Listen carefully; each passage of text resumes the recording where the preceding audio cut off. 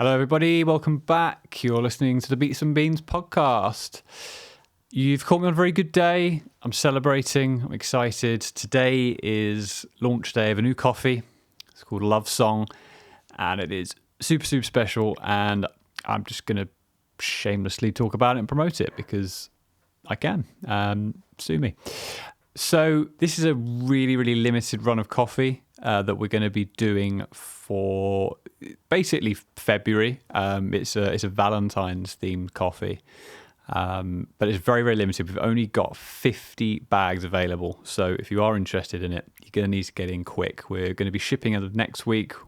I say next week. By the time this goes out, that probably means about now. In fact, by the time you hear this, they may have already sold out, in which case I've just completely wasted your time. Forgive me. What can you do? But it is a super, super juicy coffee. It's made up of 6 different coffees. We've got some from Kenya, from Congo, from Nicaragua, from Brazil, from Rwanda, from Colombia. Loads of great stuff in there, and it's come together in this really, really awesome juicy. I've put jammy on the bag because I could not think of a better word that sums up how it smells. As soon as you put it in the grinder and even in the cup as well, it's just so jammy. And who doesn't want that? So there you go. That's enough of that for now. On with today's episode, which is a chat that I had with Matt Parisi, who is a music producer based in Brighton. So I'm not going to say too much about what's coming up because there's just so much to go over. He's a really, really great guy. We talk a lot about certainly the business of music. That gets really interesting. So if you're into that side of things, if you are perhaps a producer yourself, or you're thinking about it, or you're in perhaps another part of the music industry, but you are freelance, you're working for yourself, you're going out doing your own thing. Matt has a really great history and story and journey in that world. And I definitely think there's something there to learn from him. I'm not going to say too much more than that, other than that at some point we do end up talking about a whip collection. So stay tuned for that, I guess. So we're just going to jump straight into this chat. And you're actually about to hear Matt talking about a time when he was running a podcast of his own.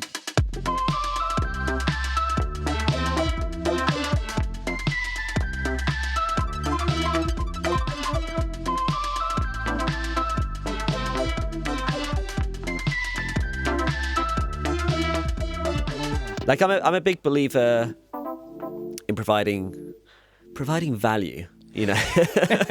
Buzzwords. Proper market speak. But you know, I set up what I'm doing now probably nearly 4 years ago, and I came from a job where it was quite cushy. I was working in a really nice studio. I was working with someone who's quite well regarded, very respected, very successful in music industry. And I could have been a lifer, you know, I could have quite easily sat in that studio for the rest of my life and and done that. But some things came about, as with, I mean, I'm quite I don't know, to my detriment, I'm quite right, this is happening now and that's great, but we must do better. I'm sure there's like some psychologists who can rip into my childhood and, you know, tell me why that's the case. But, you know, so I was there for quite a long time, nearly 4 years. And then I had some opportunities to go out and be a producer in my own rights. Because there I was strictly an engineer. And to me, producing and engineering are completely different disciplines. They can merge and combine and do some wonderful things together, especially if you know how to do both. But they are 2 different disciplines. And I'd always, in my mind, wanted to be a producer as opposed to a purist engineer. And so I had an opportunity to come about to produce an album for an artist I had written for before. So I left my very safe, very cushy little day job to go and do that album. And at the same time, I'd got a contract to help a charity run some festival events. So between them, it was like, right, okay, that's enough for me to survive for a little while. So I did that, and I finished the album. And the album process was the album process. You know, The artist was great, the management was great. We had a really good time. It had its usual pitfalls and whatever. And what was really nice about that is we got to finish it off in Abbey Road Studios and, go and meet like Jeff Pesh, who's this incredible mastering engineer. Sat in a room. He mastered the whole album in probably like 1 or 2 hours, and then we spent about 6 hours chatting about his adventures in the music industry. So that was really cool. But then that had finished, and I had utterly failed at the festival thing. It's not something I'd done before. I shouldn't have taken that job, but sometimes something comes up, and I was like, yeah, no, I can do that. I've ran gigs before. I used to run a promotion company when I was at university. That's the same thing, right? So regretfully, I failed quite incredibly at that. And I had to go into a meeting with the CEO of that company and go, look, you're going to have to fire me, and you're going to have to pull a halt on all these projects, and I'll help you clean up. But basically, if we carry on with this, we're going to lose you a lot of money that I don't think you can recover from. That was probably like the most kind of like tail between my legs moment of my life. But he was really good about it. And he actually, at the end of the meeting, shook my hand and said, look, incompetence is burying your head in the sand. At least you told us. So we can clean this up and not have too much of an issue. So that was okay. But what wasn't okay is I'd finished the album, so I'd been paid for that. I'd finished up that contract, and I was sitting there going, ooh, I don't know how to make money. And I've got rent to pay for. I had come out of, at that time, it wasn't long after coming out of a bit of a, I wouldn't say messy divorce, but a divorce that left me quite in debt. And so I was massively in debt and had no way to pay the rent. And I had this website. So I was like, this website called Studio Chimp. And all that was like a blog for talking about music and talking about engineering. It was a very, very much abandoned sort of blog.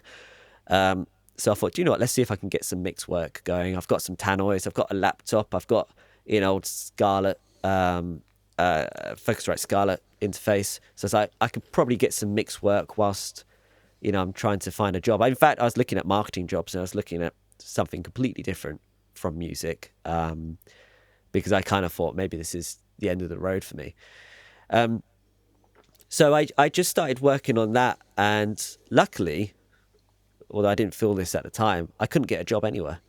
No one would hire me. It was like, well, no wonder. I've been, sat in a studio for the best part of my life, my professional life up until now. I got no skills, and the only job that I'd done outside of the studio, I definitely didn't want to go back into. So I couldn't get a job for love or money. So I just sort of pursued with Studio Chimp, and I was really fortunate that my girlfriend was very supportive, both kind of emotionally and financially.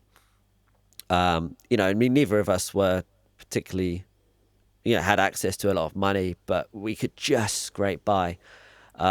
And she was kind of okay to put up the rent for a few months until all her savings were gone. But by that time, I'd managed to build up a business that could cover my half of the rent, basically. And that was when Studio Chimp was born. But because of that, I got really obsessed with marketing and business building and relationship building. And I knew very little about it apart from, a stint as a headhunter. So I had some kind of like tools in the back of my head that I knew worked. But I was very, very green about everything. So I just read every book I could. I did that, like, I got into stoicism at the time, and I was like, right, up at 5 o'clock in the morning, cold shower, self-authoring, and then like, boom, 6 o'clock, we're on it until like 10, 11 at night. Just being really just like pinpointed and blinkered almost, like nothing else in my life was going on. I mean, the rest of my life was probably all falling apart, but I didn't care. It was just like, I've got to make this work, because once this works, I can solve everything else. It's fine. We've got bailiffs knocking at the door going, come on, you owe like HMRC a ton of money and all this kind of shit. It's like, I don't care, just make this work. But yeah, I got obsessed with marketing books and the idea of like relationship building and the idea of how to become a better freelancer, a better business owner, a better whatever. And then, the idea of value, it sounds like one of those horrible buzzwords, but actually, especially in this day, it is intrinsic to creating a business, especially like businesses like ours, which are really relationship businesses.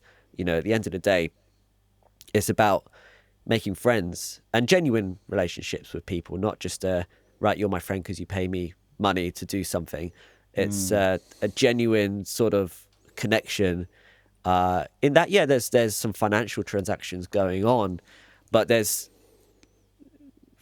the person on the other side feels like, well, I'm paying this dude something, but actually what I'm getting out of it is so much more than the money that I'm putting in. And so that was like my initial thoughts with the podcast, and also just to kind of like say something every couple of weeks, like, oh, I'm doing this, I'm doing this, I'm doing this.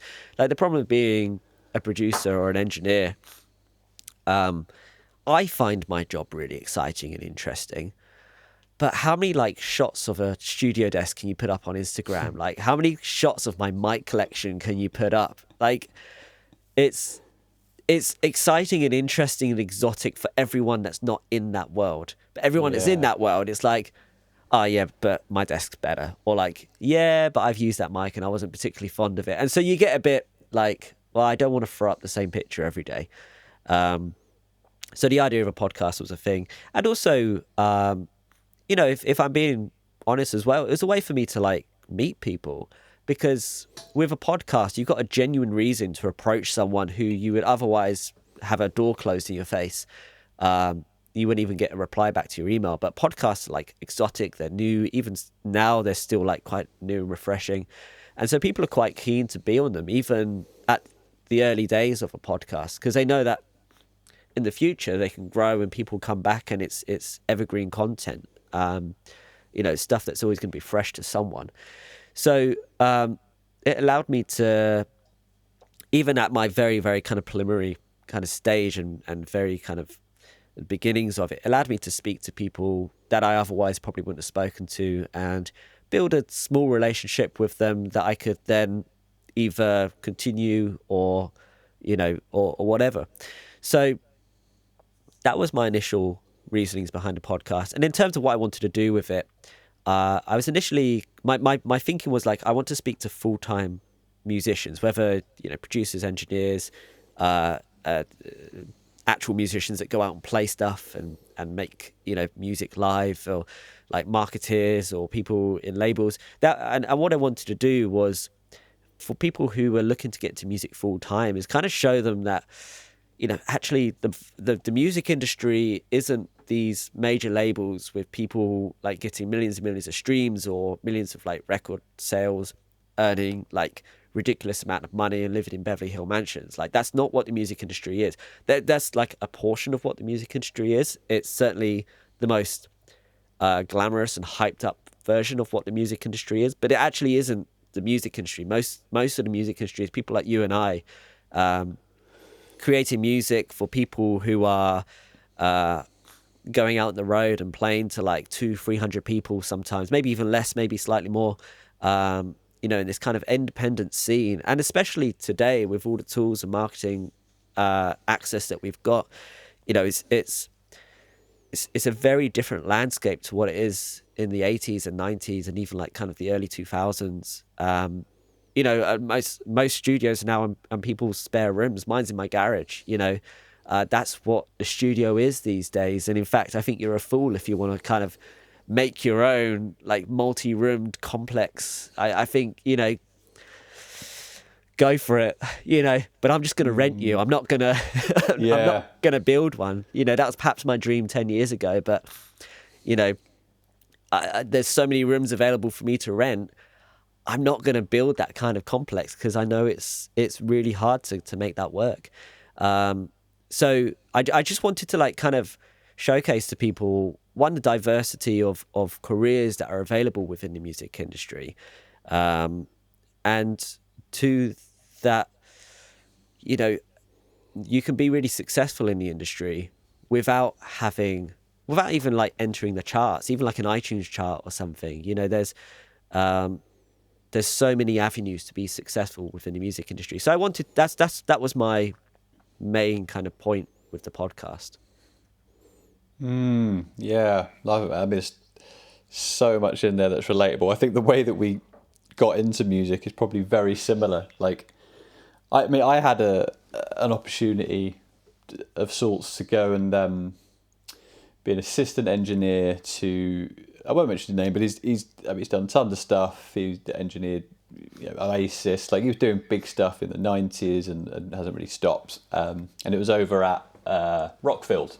Oh, nice. Mega studio. If you want to assist anywhere, like, that's the place to do it, right? Yeah. And so this opportunity came up, and I was chatting to my best friend Sam Jump. I mention him all the time on here about that. He was like, "Yes, cool opportunity, but is that what you want to do? Is that what you got into music for? Like, to engineer every day?" I was like, "Well, no, not really. I mean, but you never know where that might go."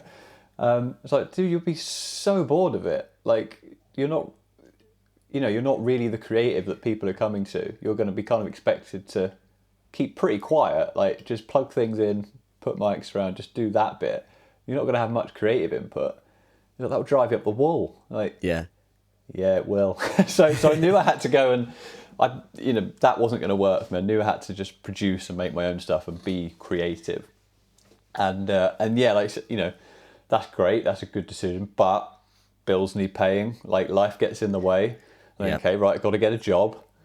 Nowhere would have me. Like, you suddenly realise how unemployable you are, which is frightening. You think, I've worked so hard. Surely someone will take me. And so, yeah, you're kind of like, in a weird roundabout way, forced to make this stuff work. And yeah, I think I had a similar sort of journey, like working out, okay, how on earth do you make money out of this? Like, how do I make this my business? And then, went on that kind of, that journey, that length of research, finding podcasts like Six Figure Home Studio. I think that was a great place for me to start and get into that world of realizing that, can be a business. You can treat it like a business. You can bring those same practices in. And obviously they talk about a lot of different people, so you go and listen to their stuff, and before you know it, you're full on in the very American value, like, that whole kind of YouTube marketing world, which I think is kind of prevalent. But there's, and it's very, very, what's the word? Ostentatious. It's big and it's loud, but there's a lot of good stuff in there, and a lot of it is right, and there's a lot to learn from. So yeah, it was just very, very, I could relate to a lot of that as you were saying it. It was just like, done that. And it's not surprising, I guess, because, like you say, that actually is the music industry now. It's made up of people like us that work in that way. And it's not necessarily about, being in that top 0.1%, in the charts and, the mansions in Beverly Hills. But I feel like where things go a bit wrong is that's really what everyone sees. That's the stuff that, dominates screens and media and things. And so you think, well, unless I'm there, I've failed. Like, that's where I need to be. And that's for me, for a long time, is where I got really unstuck. Like, unless I'm at that point, I'm not where I want to be. I'm not being a real producer. I'm not really being that successful. And that was damaging. That was tough. That was ruined my days, ruined the work I was doing, like, couldn't enjoy it enough. So yeah, it gets tough if your head's not in the right place, if you're thinking about the wrong things. And I think, to be honest, like, partly a motivation for this podcast, but it's certainly one of the things that's come out of it, like having these kind of chats and realizing that everyone's kind of gone through these same processes and parts of this journey where you realize you're focusing on the wrong thing, and you start to work out really what you're in it for and the love of it. And that's always really interesting to hear about, the journey, if you like, and why people are doing it. But I mean, so that's kind of how you got to this point. So how are things looking for you now? Where you're at? Is it sort of full-time production business? Like, how are things shaping up for you at the minute? Yeah, good. So, I was probably, I mean, I think I was really fortunate. Two things allowed me to set this up really, really quickly, or at least it um, developed really, really quickly. I First of all, I'd spent some time as a headhunter, and it's a horrible soul destroying job. I wouldn't recommend it for everyone. But what it does teach you is it teaches you how to sell hardcore. Because you're not only trying to sell like your service, you're trying to sell the company who you've just sold your service to someone else, and then you're trying to convince them to move around the world. It's like there's quite a distinction between like recruiting and headhunting. Like a brief overview is recruiting is I go up to a recruiter and I say, I need a job. And a recruiter goes, here's one that might suit it. Here's your CV. Headhunting is I go to a company and go, hey, I'm a really good headhunter. And I find people with like incredibly niche skills, so high value, niche skilled people. What are you looking for? Oh, we need like an engineer who's specifically able to like work on this tiny little bit of optical wiring on this kind of telecoms thing. Okay, there's one in Spain. Are you willing to pay like 10,000, 20,000 pounds to move them over, then give them 100K and buy them a house and buy them, whatever, and move all their family over? Okay, and so like that's headhunting. So it gave me a load of tools. Simple things like knowing what a CRM is and knowing how to speak to people where you're not selling what you'll do, you're trying to find out what their problem is, and then trying to solve it. And, they're kind of small little variations on the way that you think about solving this problem of trying to get people to pay you for something, which quite frankly, I would do for free. So that was one tool that worked really well. And the other tool was the person I'd worked for previously is a man named Mike Stock, and he was part of the Stock Aitken and Waterman. I mean, like let's just switch off WhatsApp before it keeps pinging at me. He was part of the Stock Aitken and Waterman thing, which for those people that don't know, they are the most successful independent label, and he's the most successful songwriter and producer of all time. And so when you kind of say like, oh, I've done this, but I'm giving you that sort of thing for a price that's no more than any other studio, sometimes less. I think that was an easy sell, to be honest. And so that allowed me to kind of pick up things really, really quickly, from literally having no clients to, 2 or 3 months later, I was sleeping underneath studio desks because I had like so many bookings. Wow. And then I got an opportunity and was paid to go out to Los Angeles and write with people out there. Spent like three weeks there, meeting loads of people and whatever. And I'd begun that sort of path of making my way up to the upper echelons of the music industry or whatever they are. And quite honestly, I found I just didn't like it. I didn't the artists I really liked. I really liked some of the artists, but they're like us, big-eyed, kind of like really optimistic about their futures and really working hard to make like, great music. But I kind of got the impression that their motivations were skewed by entering this world, which, there are lots of really, really good people in the music industry, and I don't want to kind of like create this image of this horrible, seedy sort of thing, but there is this underbelly, and it's so hard to tell the difference between the two people, because they both come with loads of contacts, and they all know each other because it's kind of symbiotic in a way. And unfortunately, you have to kind of like swim through this before you get to the good stuff. And I just found myself not wanting to swim through it. Right. And so I thought, actually, I want to do this independently. And I want to work with independent artists, and I want to work in independent studios. Every time I got sort of close to that sort of thing, it repelled me. I just didn't want to be involved in that machine. And I quite like my own, like, sort of autonomy. So so I went back to just focusing on what Studio Chimp is, which, you know, it's me as a producer helping independent musicians create their own music. Yeah, I mean, as a business, it's going well. I think it's like that thing, like if you're trying to genuinely do something good, and you've been through that painful process of getting good at what it is that you're trying to do, and you're providing value, you know, it's, you know, and if you're genuine about all those steps, and you are genuinely trying to put good in the world, I think for the most part, it's going to work for most people who are going to diligently sit and learn about it. And it might take 2 or 3 months like it did for me, or it might take 2 or 3 years, depending on either your experience or your acumen when it comes to business. You know, and I think that is like being a musician in some ways. Like everyone can sit and learn to play the drums, but some people just sit down and within months, like, just have it. You know, whereas, and I think business is exactly the same thing. And I think as musicians, we can shy away from it because we go, oh, that's that scary thing with numbers and people behind desks and suits and boots and all that kind of thing.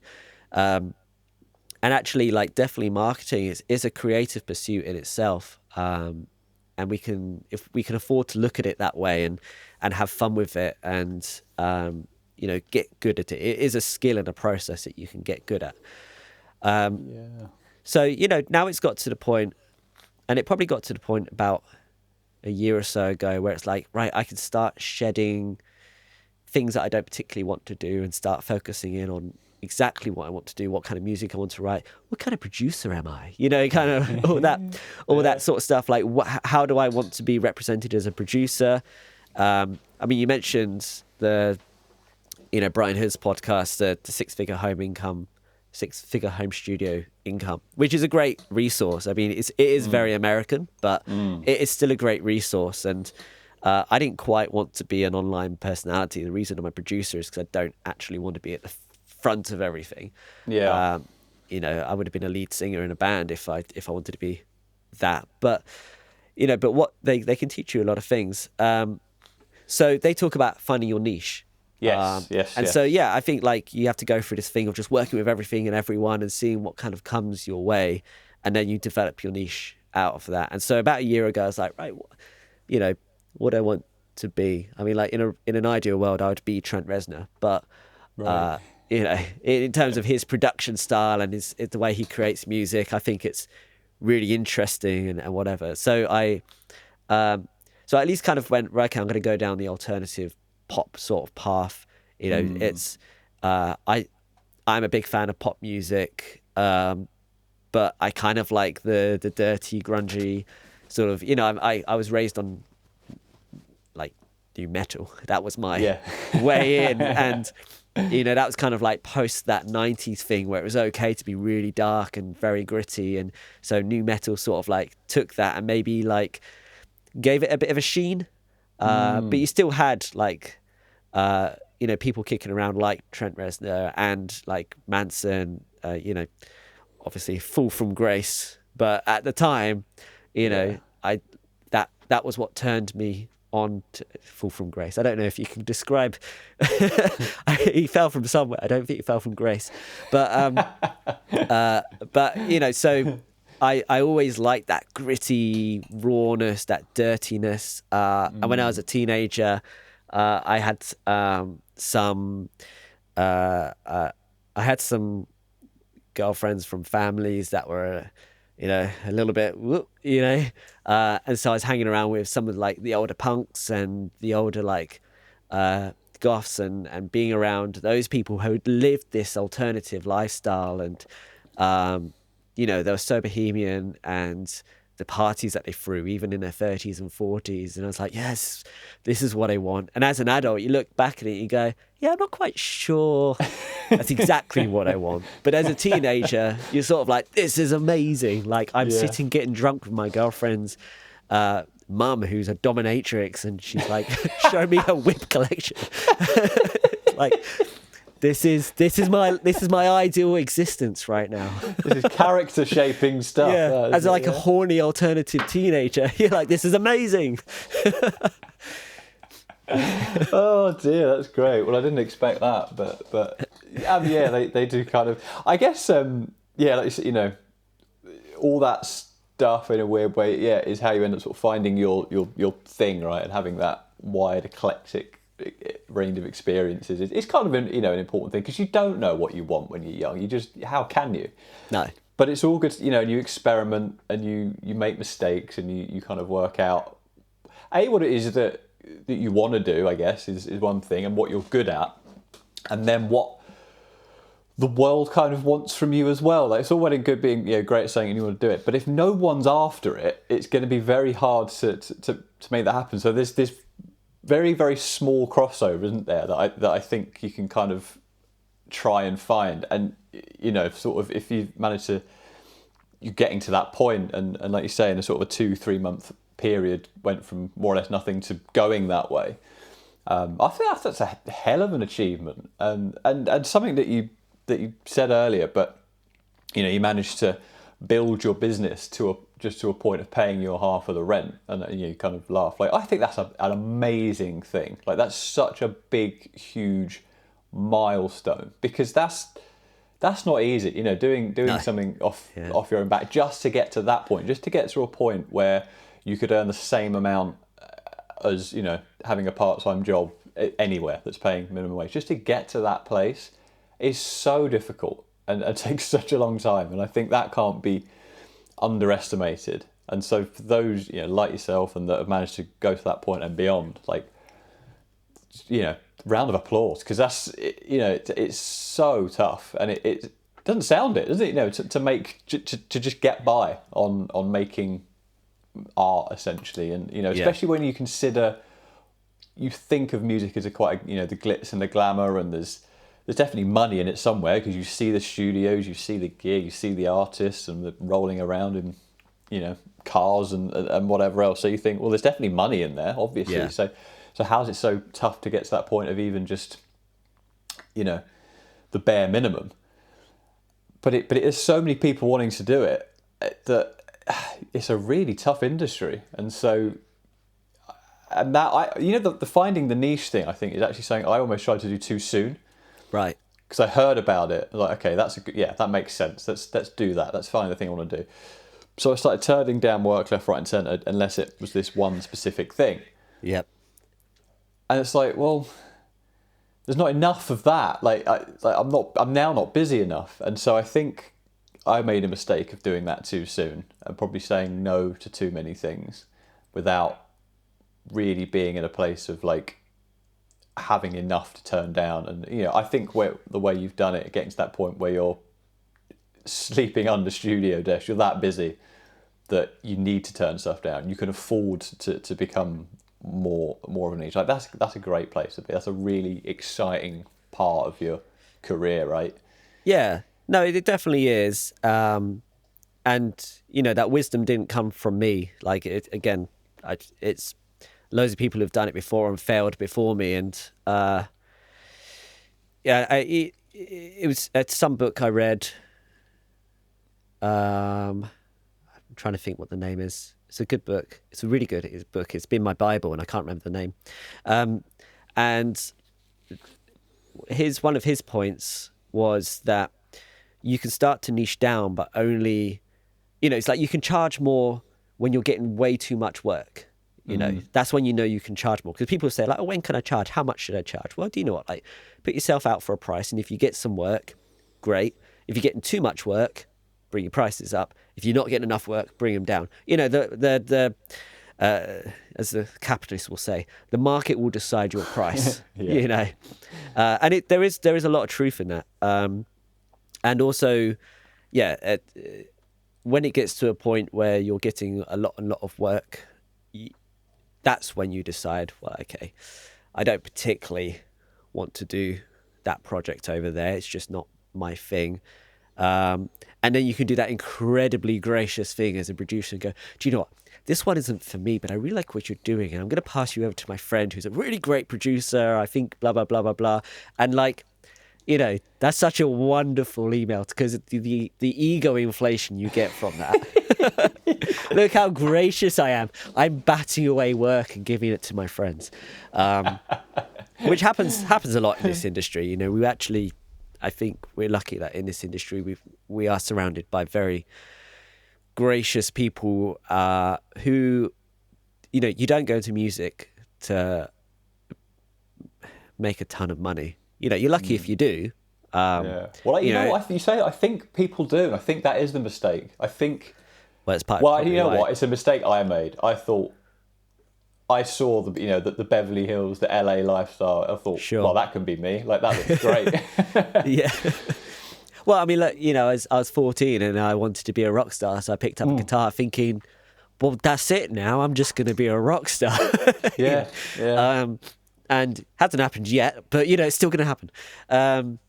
When I'm balding and a child and a mortgage to pay, and and my non kind of like rock star stature.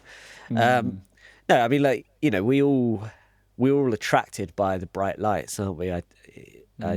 I thought I was going to be the next biggest rock star in the world. The problem is I can't sing, so it was a little bit of an issue.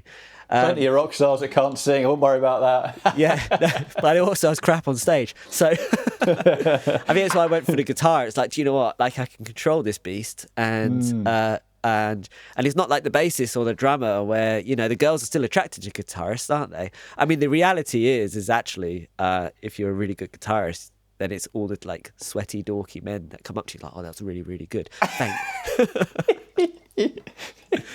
But it's not quite what you envisage, is it? No, not at all. Do you know, actually, it was at uni, and one of my teachers hit the nail on the head, and they were like, if you're in this business to get girls, learn 3 chords and how to sing. If you're in this business to if you're in this business to have like a load of nerdy fans, like carry on whittling away. That's going to get you there. And they were so right. Yeah, but that is funny actually. It's almost what stopped me learning it. Like learning, I kind of took guitar very seriously. It was that was the thing. And I got to a point, needlessly, shredding and thinking, there's got to be more to life than it. Like I realised it wasn't the most important thing, and that there was, that wasn't actually the bit I cared about, as I thought I did. But especially if, like, I mean, I don't know how old you are, but certainly my age group, that sort of millennial thing, we grew up with guitar music and thinking, well, nothing's going to change. Like, we're always going to have guitars and music. So we all got really, really good at guitar, and then finished uni, and suddenly it's like, oh, no one listens to guitars anymore. Yeah. Damn. Yeah. It's all synth now. It's the world I don't understand.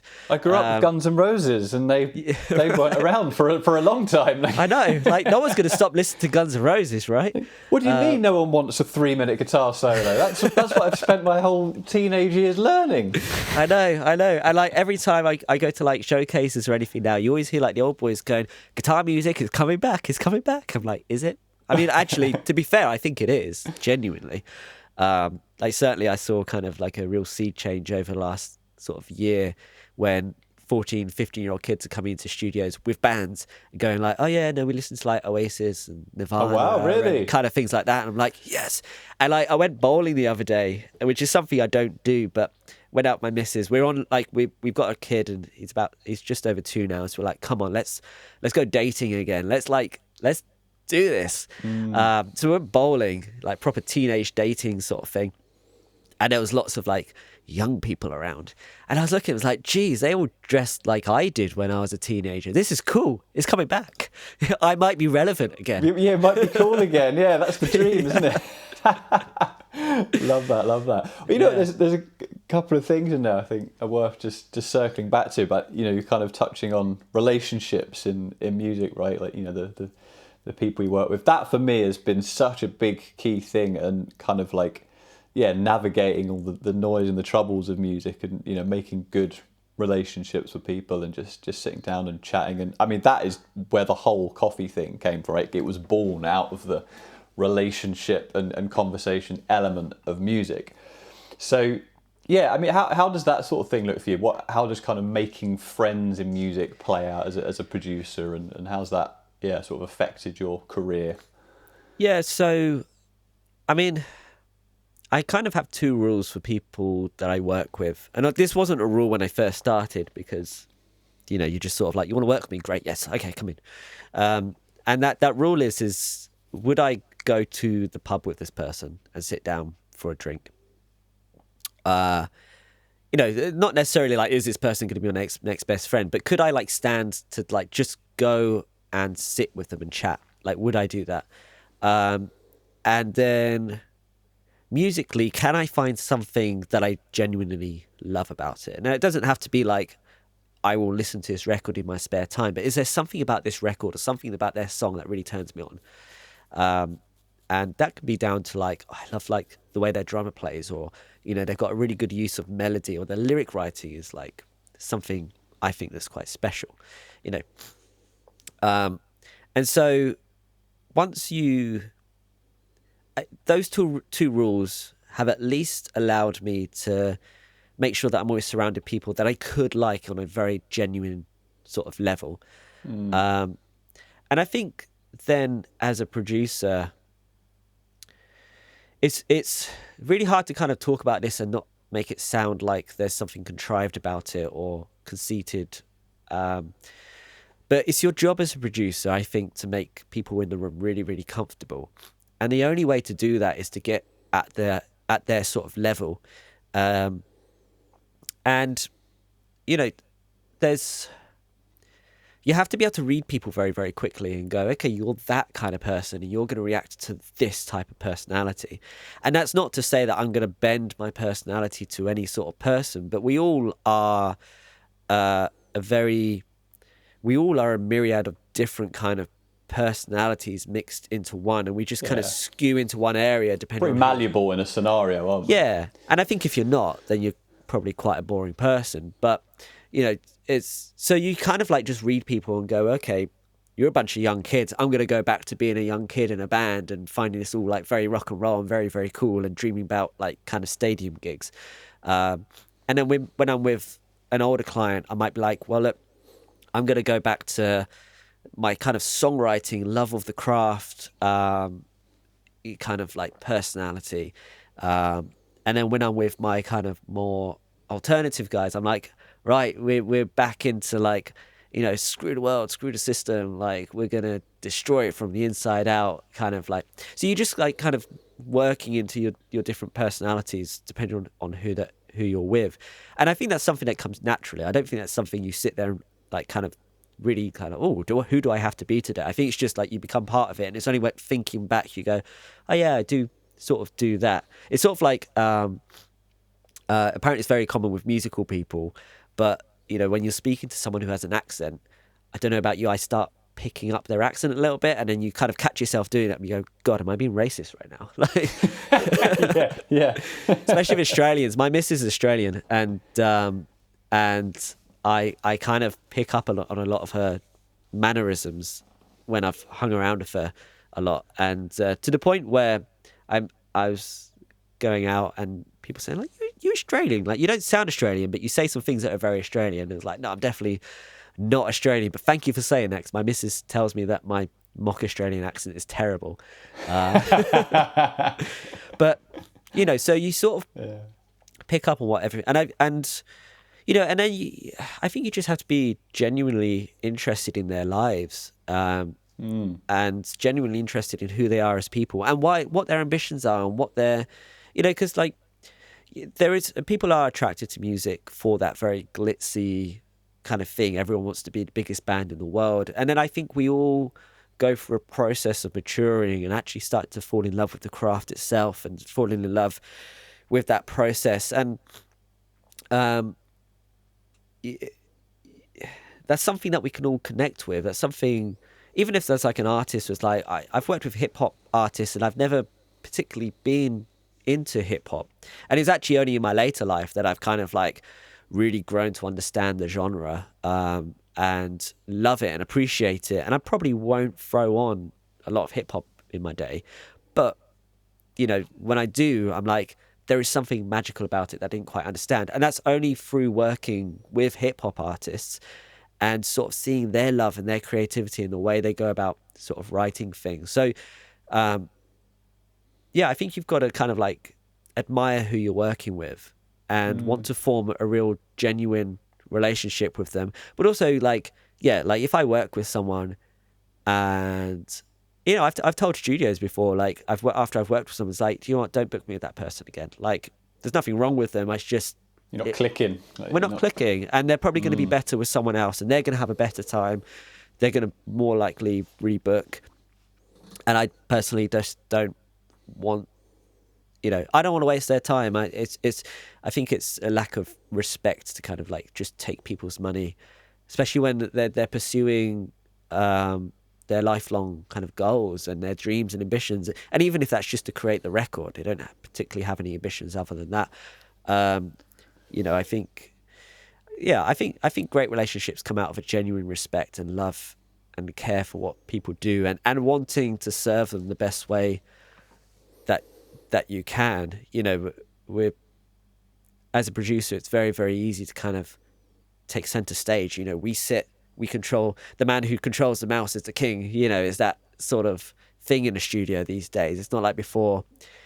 I mean, it still is in some studios. It's not like before where you had like a big desk and everyone's sort of like on their part, and you're kind of, when you're like bouncing down and cutting to tape, everyone's doing their own like little bits and riding the faders and all that kind of stuff. It's not as collaborative as it necessarily used to be.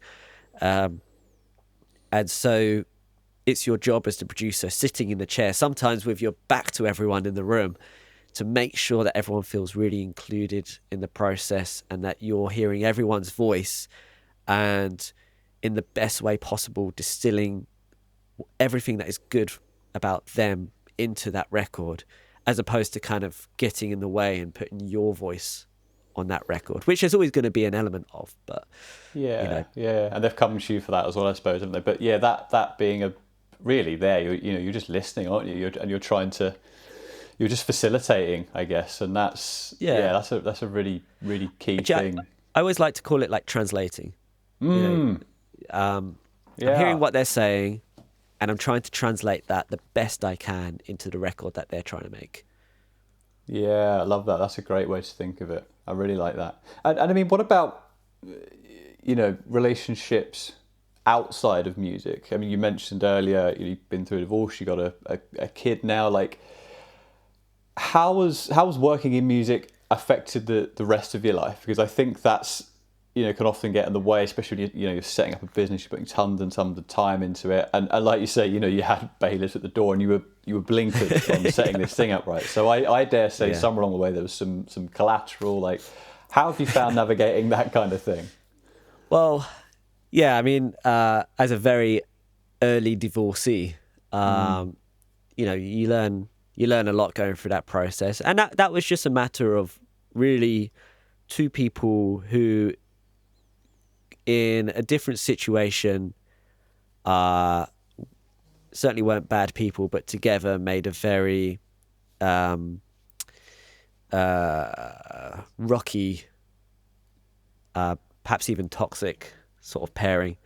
And so she wasn't a musician, and I don't think she necessarily understood.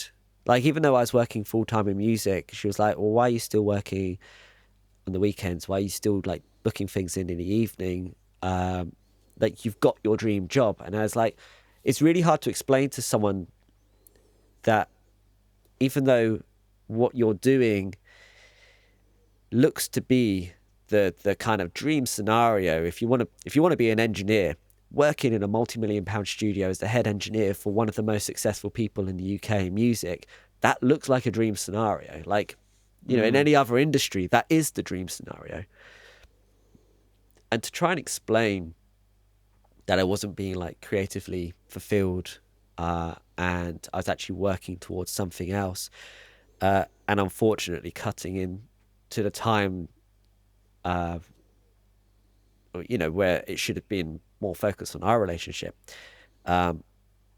It's really hard to it's impossible to explain that. It's two species almost trying to communicate, and it just didn't work. And and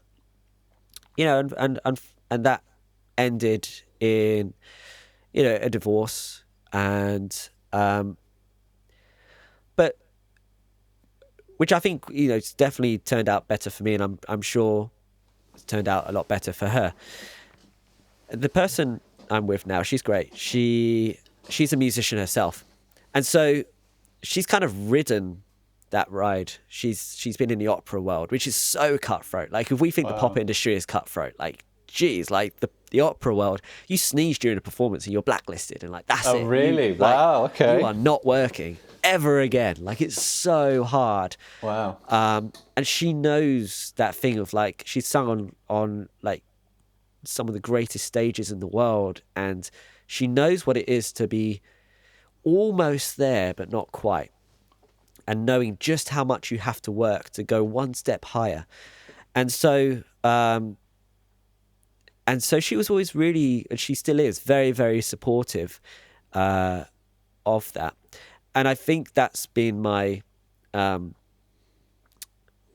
she's my backbone. Like, she's the kind of my biggest cheerleader, someone who has put herself in the past in, a financial predicament. All of her savings went into paying our rent so that I could do this. There's not many people who are willing to do that. So she's been amazing, and I honestly don't think I would have been able to do this without her. I probably would have ended up living back at my parents' or my grandma's or something. So in terms of, so there's definitely, I think, being that blinkered and being that sort of single-minded can have a very negative effect on your relationships if you're in the wrong relationships. And I think there are relationships where being that way does work really, really well, and touch wood, everything's going amazingly for us, both externally and internally as a couple. And outside of that,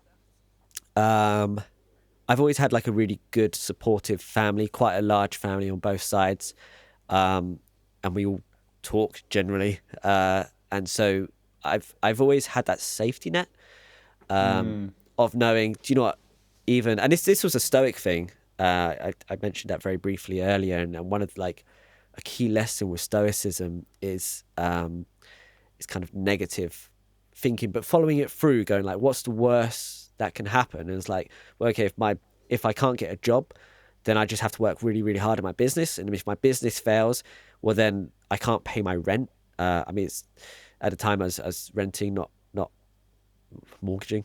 So it's like I can't pay my rent. Or what's the worst that happens then? Well, I have to move in my grandma's. It's like, is that so bad? No, I really get on my grandma, and she lives quite close to London, so I could probably get a job in London and commute there, and work my way back up and stuff. And it's like, well, actually, that's not so bad. And not everyone has that sort of safety net. So relationships outside of music, I've always had my family. I have a really supportive girlfriend. In terms of friends, it's probably where I lack the most, because you sort of like take stock of all your friends. You're like, oh, most of my stocks are clients or colleagues. Very, very few people outside of that. Funnily enough, having a child gives you another angle to go and make friends. It's sort of like when you're back at school, because you go to school and you're sort of like, right, who are my friends? You look like someone that might vaguely be into the same stuff as me. You're going to be my friend. And being a parent, like, you get to do that all over again, because suddenly everyone's thrown into this like new situation where like, I've got this thing and I don't know what to do with it. And you've also got a thing and you don't know what to do with it, but you also look quite cool. Let's go to the pub and cry a little bit. And foundation of all great relationships. Yeah, right. Pub and a cry. Yeah. And so like, actually now I'm starting to find there's another facet to my friendship group of like young parents who don't really know what we're doing, but we're kind of like muddling through together somehow. But the funny thing about music, I think, like in any other industry, like, if you're, I don't know, if you're in banking or you're like selling insurance, or if you're doing, I don't know what other people do.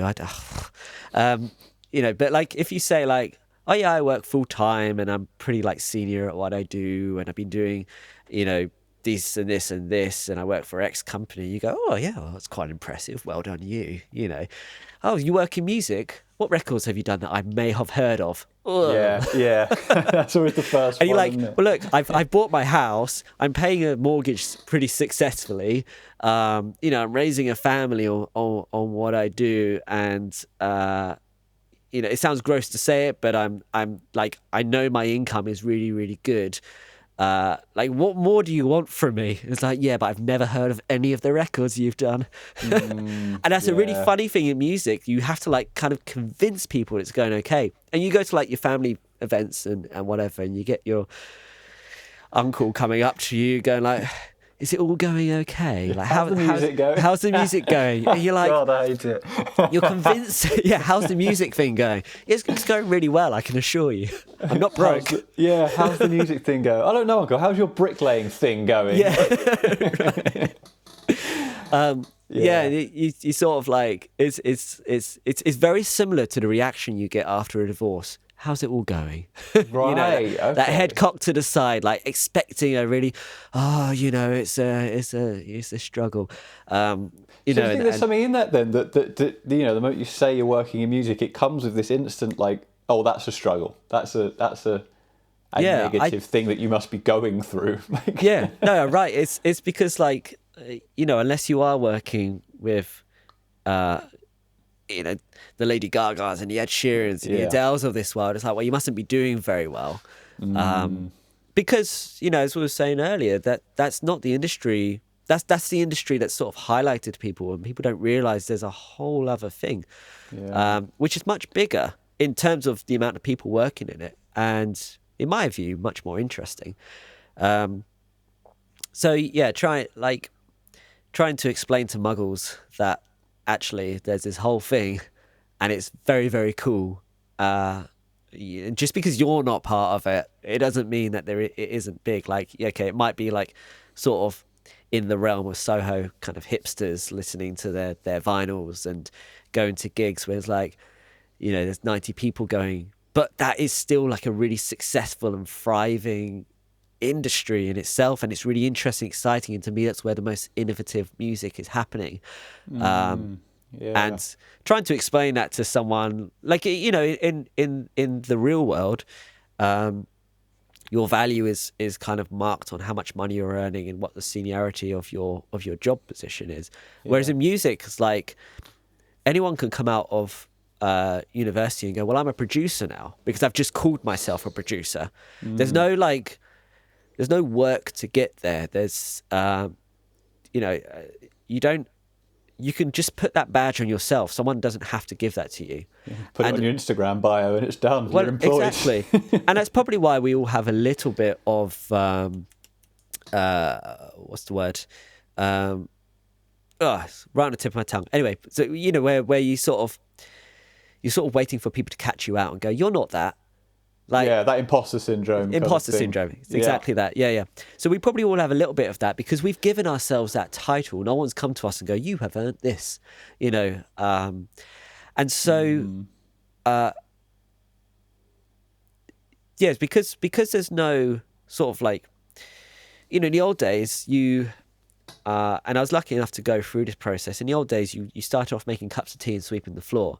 And then you might be allowed to like plug a few things and run the tape deck. And then like, maybe they'll let you record some vocals. And then, as time goes on, you end up kind of rising up and eventually someone goes, oh, I really liked you engineering my record. Can you come and produce this one? So someone gives that to you. Someone gives you that title, whereas it's not the same now. For better or for worse, I don't know. Like some like kind of Luddite part of me is like, well, people should earn what they did because I had to.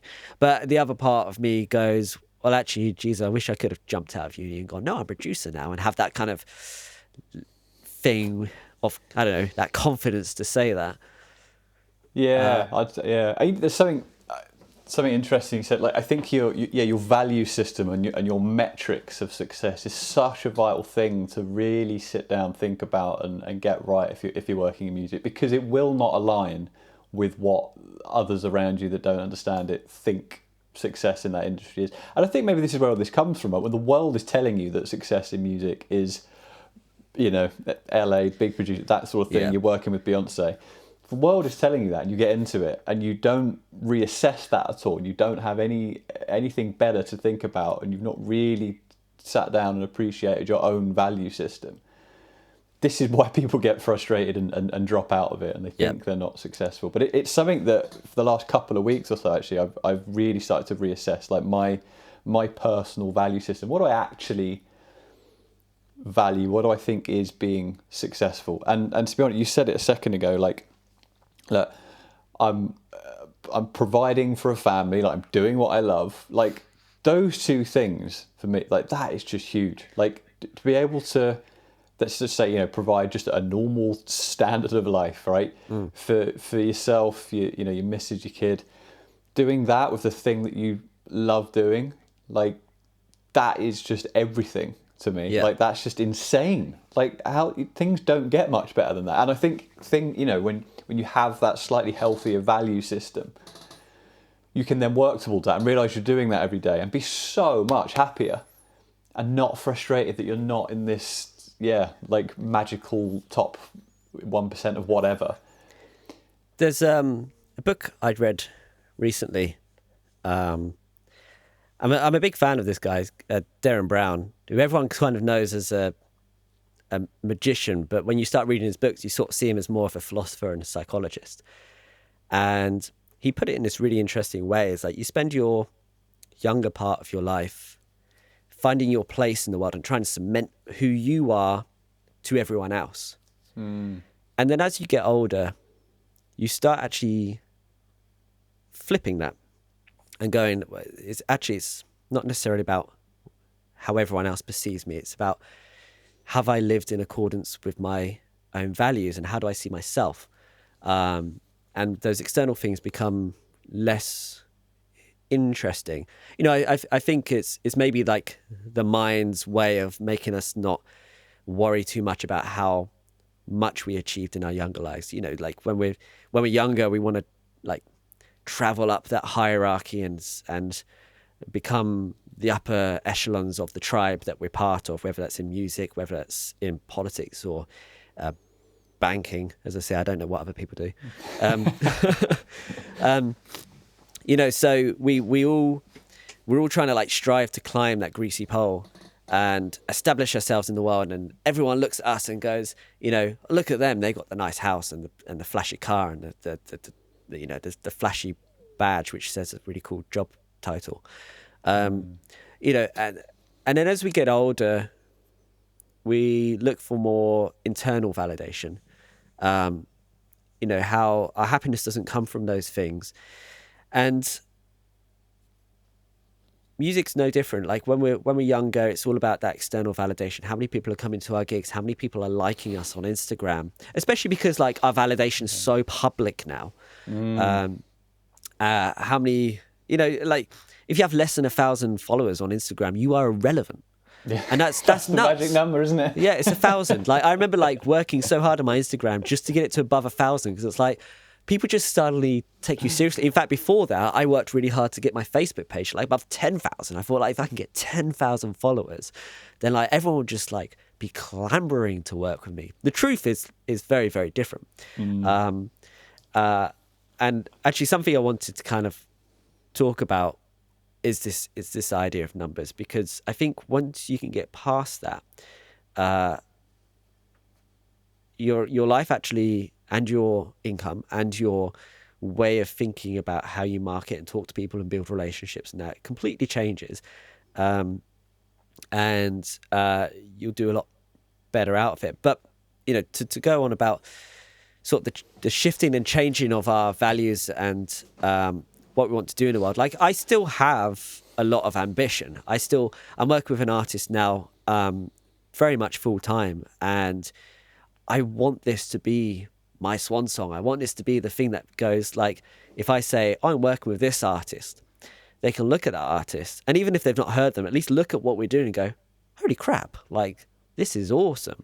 And that is, on the face of it, a lot of metrics based stuff, but on the underlying of it, I want to create art that will stand the test of time. I want to create something that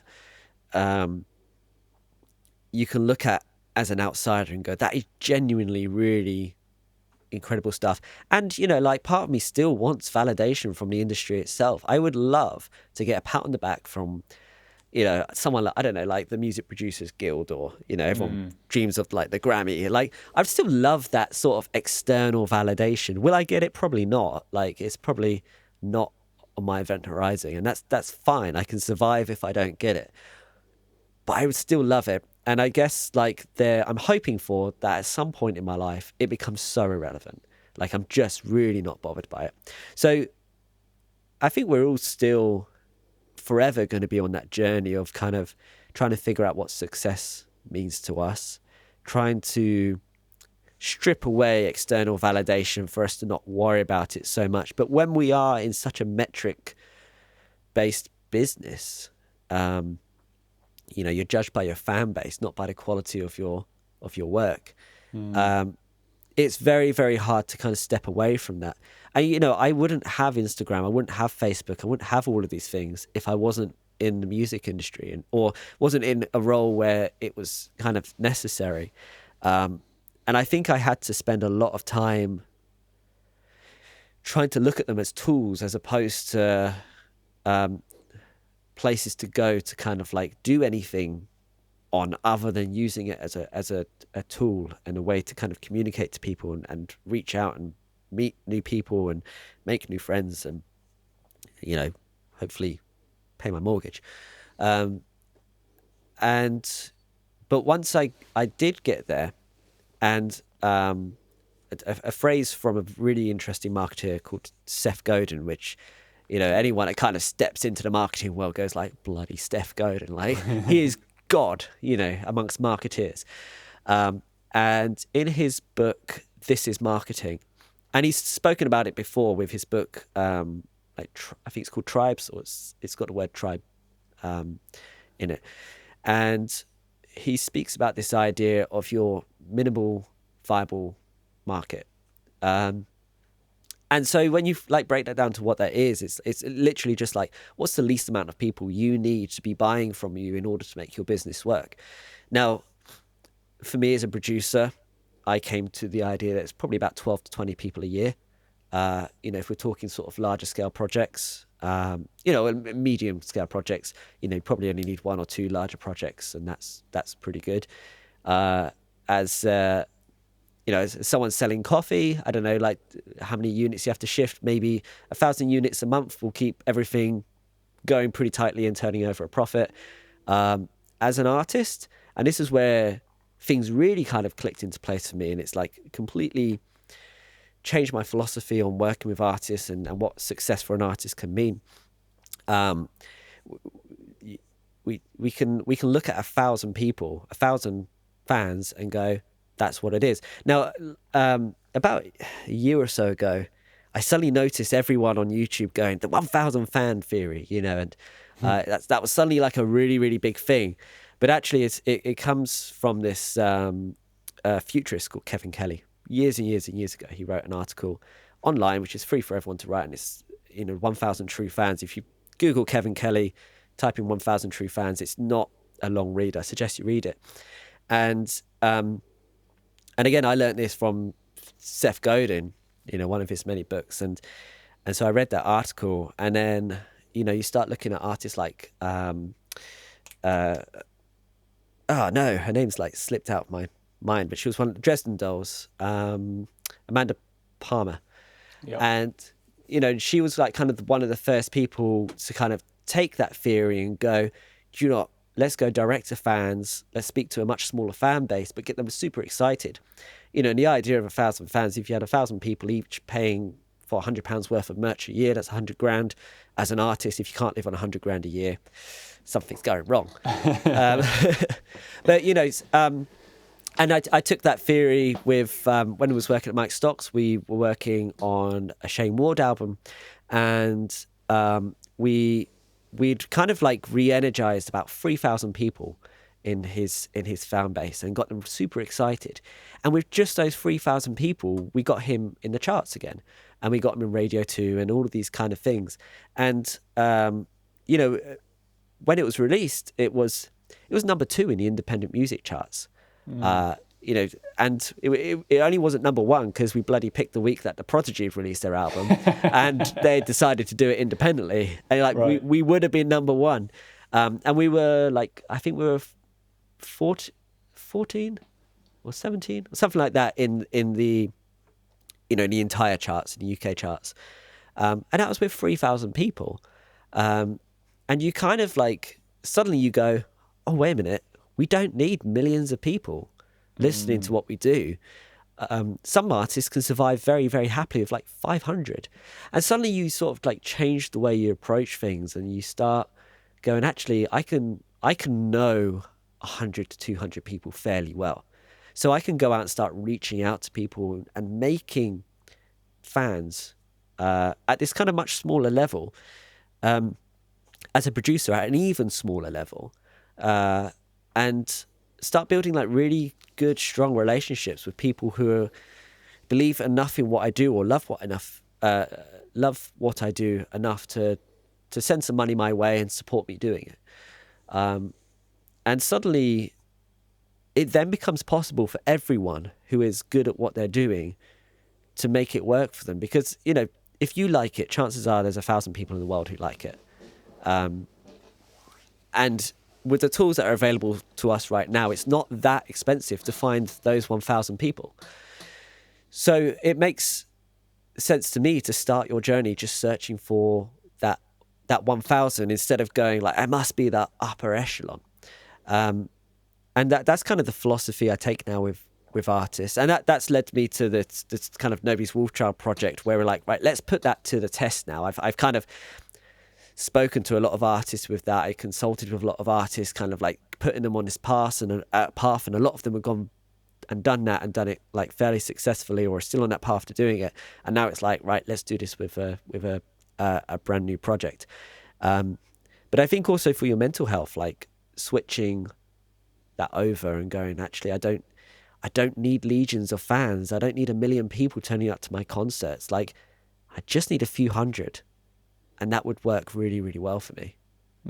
Yeah, that healthier mindset. That's really, really interesting. And it actually, you know, think about it, is very similar to the measures of success and the way that you run your business, right? It's not about having like the thousands and thousands of artists coming to choose work with you. It's like you say, it's finding, you know, how many actually need to survive, and doing everything you can to make it special for them.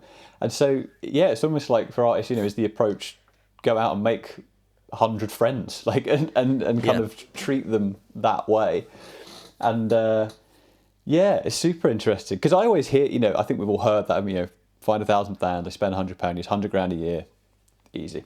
I've not seen that play out, and to be, I think your story about Shane Warne was probably the closest I've heard to any sort of you know, success like that. Yeah. Because it's definitely something I've said, because, you know, it makes sense. It's what the maths adds up, right? It sounds doable. Yeah. But I think about it, I'm like, okay, 1,000 artists spending £100. I don't know if I necessarily, even as a consumer of music, spend £100 on the world's biggest artist that I do love. And so this is why I question the reality of it sometimes. But that's only me, as a, you know, that's not to say everyone is like that. I know people will spend a hell of a lot more. It's very hard to kind of put yourself in those shoes, because we're practitioners. And so our value is different to, we appreciate it on a different kind of like level, and that's not a better level or any like hierarchical kind of thing. It's like we just appreciate it on a different level. It's a different, we appreciate it in a different way, and we can sometimes, I think, as people that produce this stuff, we forget that magic a little bit. You know, I know when I first discovered music and actually genuinely fell in love with a band, it's like I was going to the record stores and trying to find CDs that hadn't come out for like 10 years or something, to kind of like, and like going like, can you get this in stock? And them going, no, they don't even print this anymore.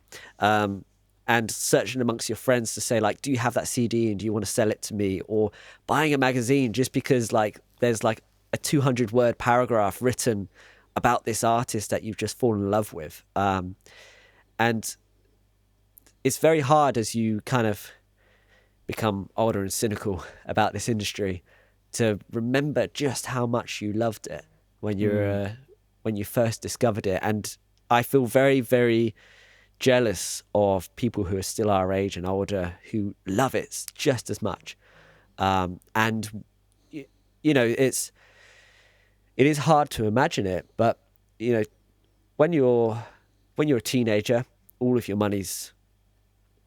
your income is disposable.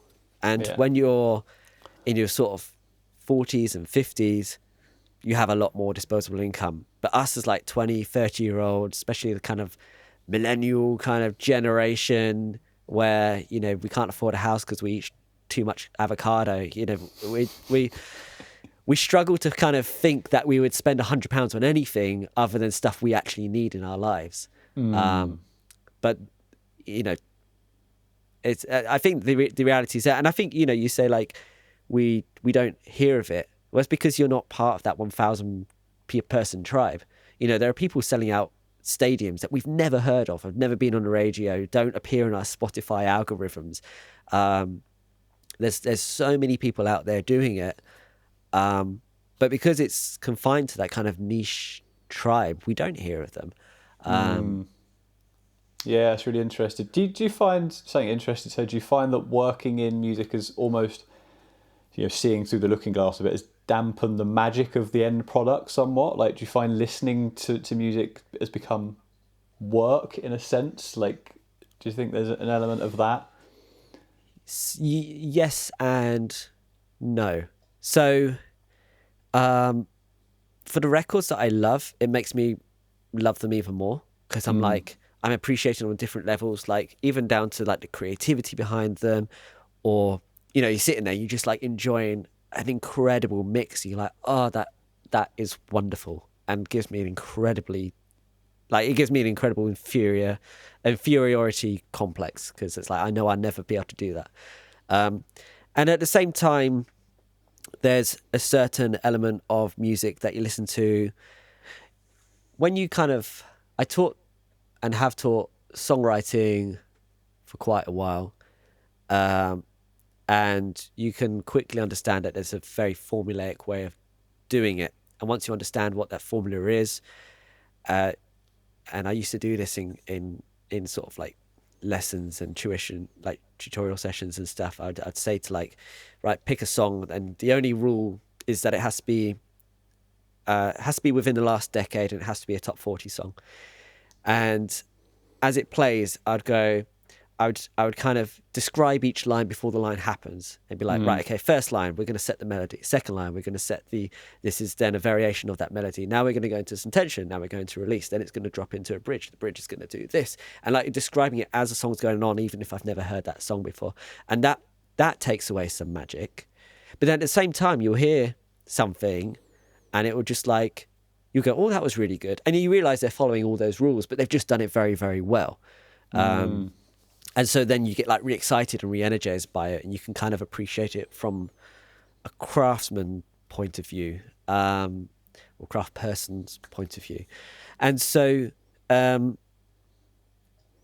think in some ways, yeah, like it does take away a little bit of the magic. And then, or at least it took away the magic for a little while. And then as you dive deeper into your craft, and I think as you become better at your craft and you become so aware of how good some people are at this, and how hard it is to do at a really kind of like high level, there's another sort of element of magic that comes out of these records. You suddenly start listening to going like, this blows my mind because I cannot fathom how they did this. It's like that thing, if you've got a little bit of knowledge, you suddenly think, you know, you're above everything. And the moment you get a little bit more knowledge, you suddenly just realize how much more there is to learn about this. And so I think I'm at that stage now, I certainly have been for a little while, where there are some records that come out and I'm just sitting there and going like, whoa, this scares me actually a little.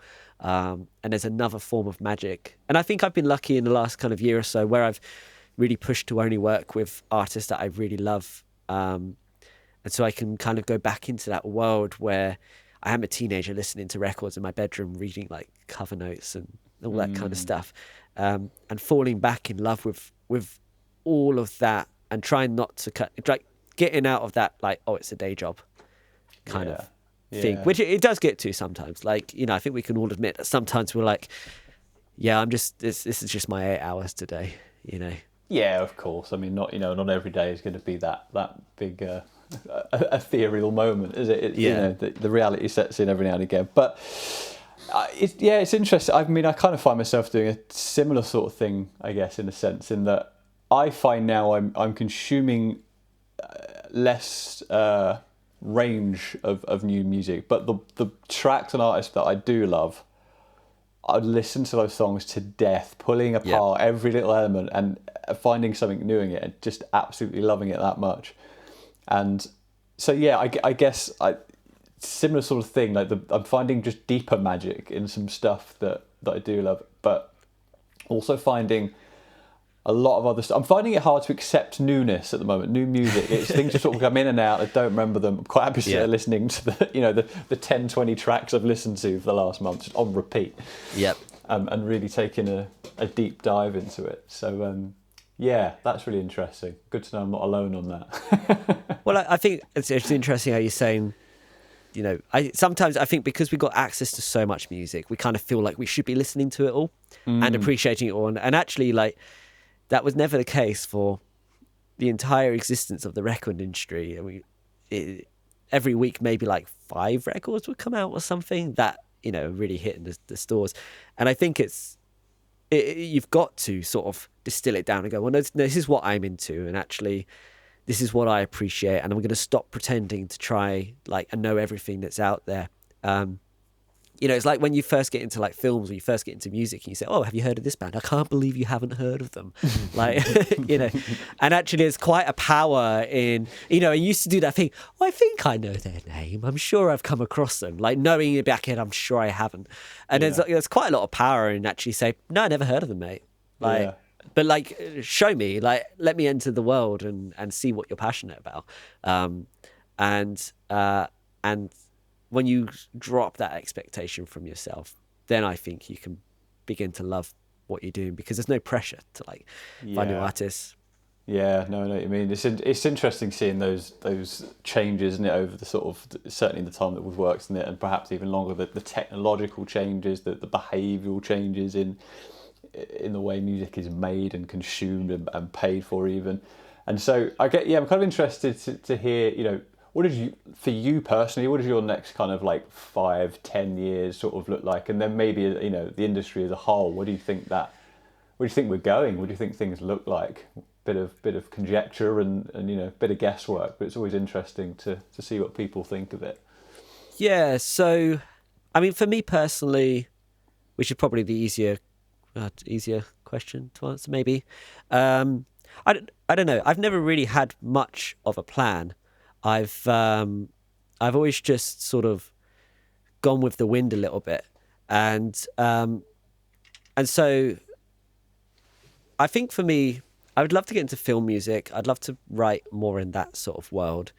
Certainly with the project I'm working with at the moment, Nobody's Wolfchild, it's very cinematic and has allowed me to explore that side. I'm a big fan of music for films. Tell us a bit more about the Nobody's Wolfchild project, and that's been quite a big thing for you this recent, isn't it? What's it all about? So it's an alternative kind of pop project. But we're trying to create sort of a world with it. We're trying to tell a story about this character, this kind of Wolfchild or Nobody's Wolfchild character, and we're kind of it's really just I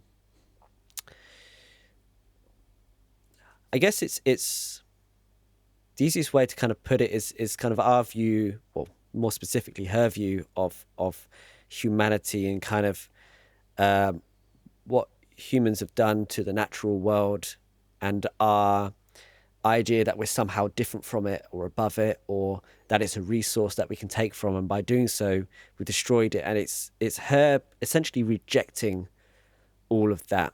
And the wolf is being used because it's one of those things that we kind of see as this big bad wolf, the kind of the evil animal world. And the reality is that in the animal world there is no concept of evil, and we've sort of anthropomorphized, is that the right word? We've kind of put our humanistic traits onto animals, and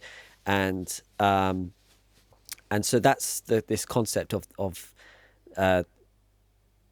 or why the wolf is being used specifically.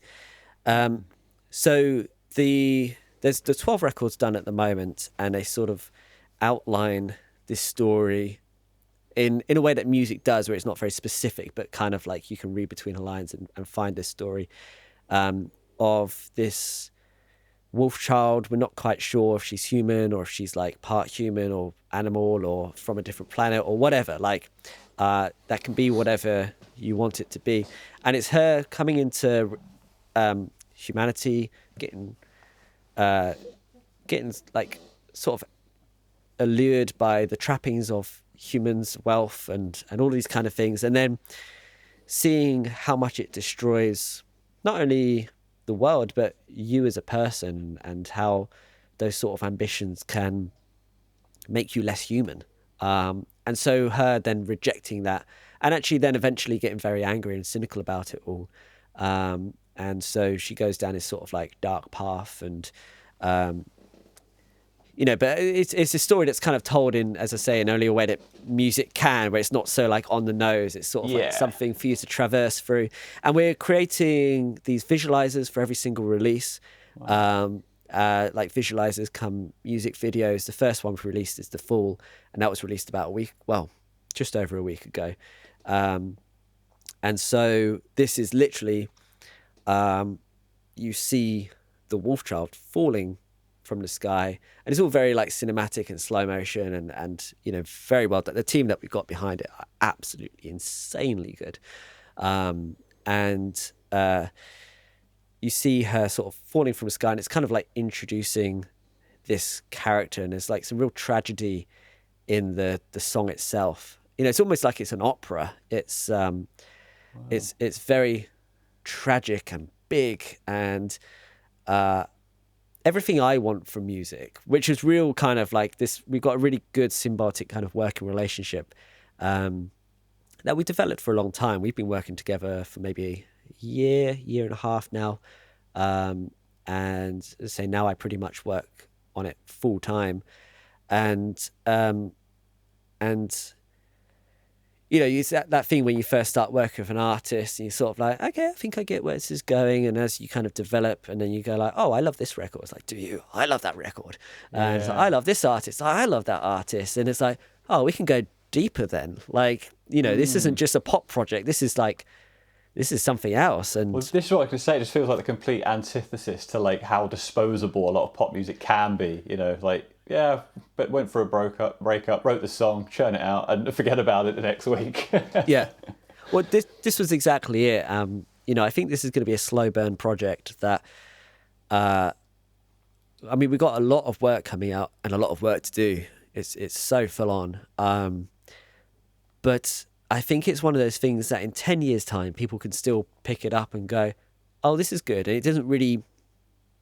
It's not a time capsule. There's some music that comes out and it's like, this only works right now. Even next year it'll be irrelevant. And we're, by accident more than design, I hope we're kind of creating something that in 10 years' time still sounds fresh, because I certainly feel there's an originality to it. It's really, when people say like, oh, what kind of music is it? It's like, I actually just genuinely don't know. The only way I can describe it is like, the writing is kind of like pop music, in that there's verses and choruses and it's fairly melodic. But musically, there's a lot of orchestras involved. But there's also like big tribal drums and like crazy synths going on. And also this song is completely different to the next song that comes out.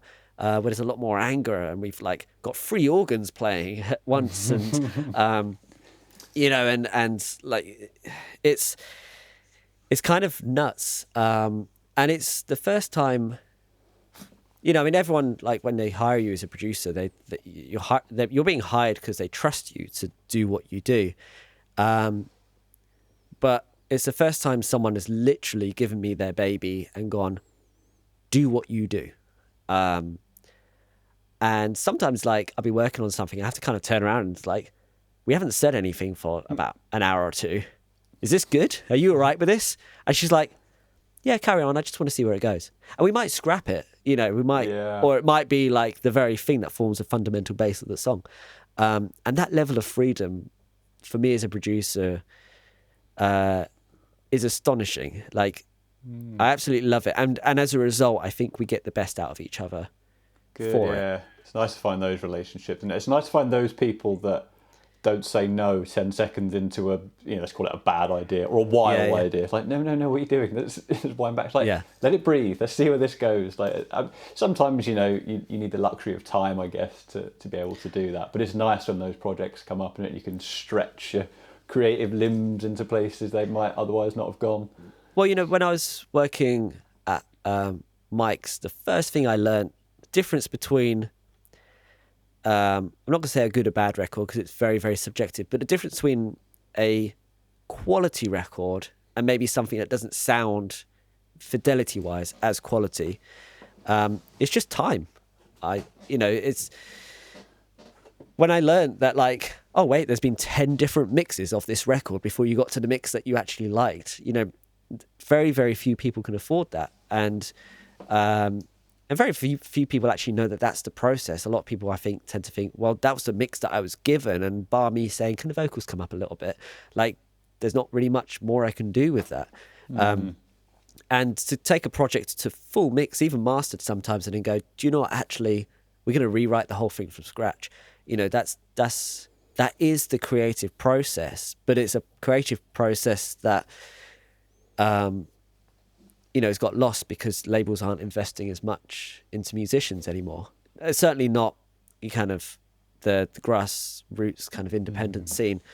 So it is a luxury that's lost, but I think is also coming back. You know, with everyone having their kind of bedroom studios, people are taking that time to work on their records.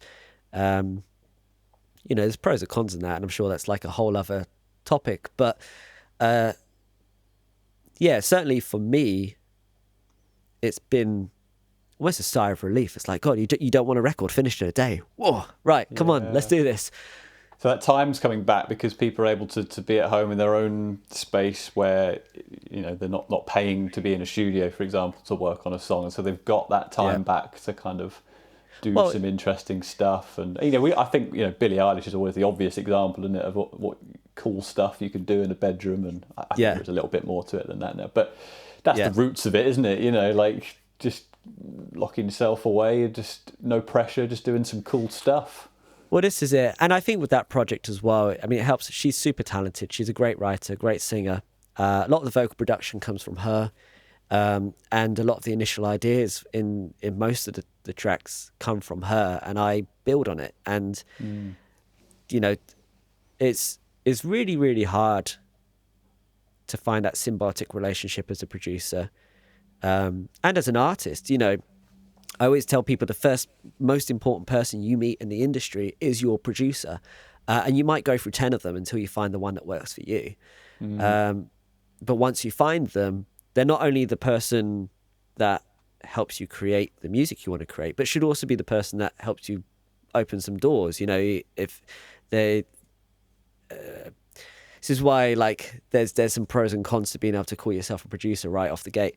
You know, like, to me, a producer is not necessarily someone that sits there with a desk and, you know, Logic or, you know, freebie versions of such of DAWs.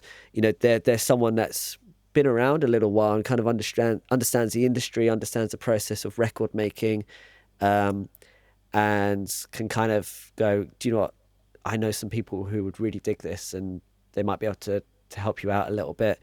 And yeah, so, but you're also, you're always, as a producer, still trying to find that artist. You're waiting for that artist to walk through the door where you go, all right, this is it. This is it now.